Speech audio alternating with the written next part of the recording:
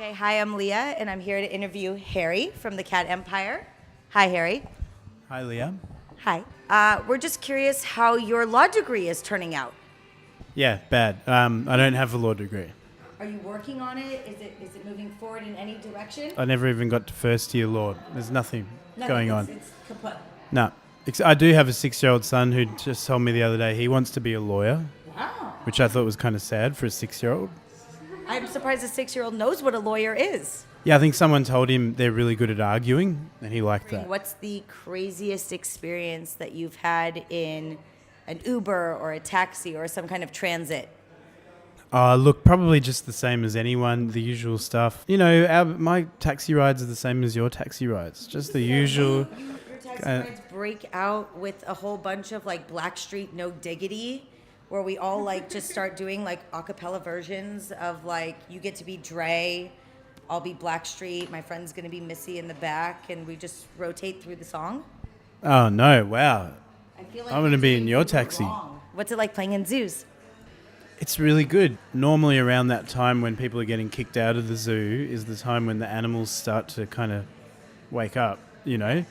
And so you get the dusk chorus of lions and gibbons and whatever. And yeah, and then you get to play a gig. It's awesome. And where do you guys primarily play your gigs? Like, do you have like, we like to play between the koalas and the kangaroos, or like the lions and the lemurs? Like, do you have like a set spot where you're like, I want to be near this animal? Yeah. It's all in the reptile house. Really? And which is your favorite reptile then? I don't know. There's so many. You know, Australia has 90% of the world's reptiles species. I did not know that. We actually don't really play in the reptile house. I just made that up. We don't play in the reptile house. We play outdoors. There's like a grass area. It's not really associated with any animal in particular. I think the closest animal is the giant tortoise from memory, which is actually one of the great unsung heroes of the zoo, because no one goes to the zoo to see the giant tortoise. And They're like the oldest the oldest reptile or the oldest animal in the zoo is the giant tortoise. They're like 150 years old. That's right, and they're one of the most spectacular creatures, and they just keep them in this kind of little enclosure with a fence about 1 meter high. It's just kind of next to the cafeteria where everyone eats. Like, there's no big signs or anything. Have you been to the Czech Zoo yet? No. So in the Czech Zoo, they have giant tortoises. They actually have a giant enclosure for giant tortoises right next to a pub. So you can sit there and drink beer while looking at the majestic tortoises. Oh, wow. And if you wanted to play there, you know, I've got connections. Your Royal Albert Hall concert is one of the most spectacular live recordings that I've ever heard. Where do you feel is your greatest strength from your live recordings?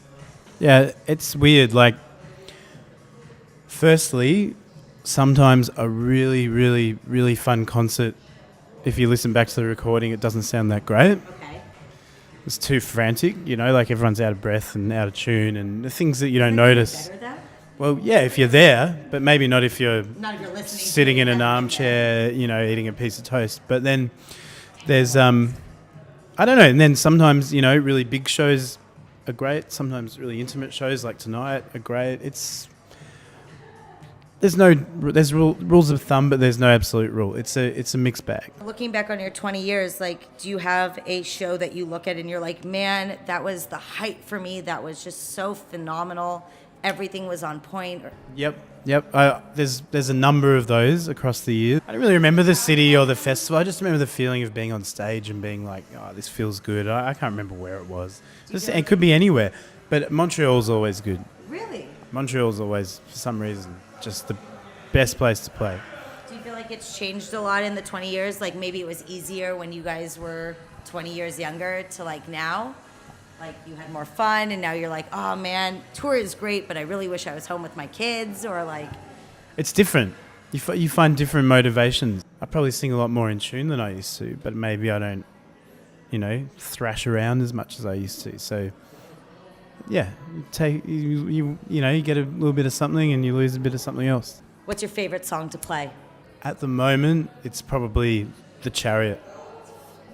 Yeah, we finish the show with it every night. It's always just this kind of explosion of, it just does what it does. Everyone dances, don't have to think too hard about it. I just play it. It's really simple, and I don't know, there's something really nice about it, especially after all the really hard stuff earlier in the show.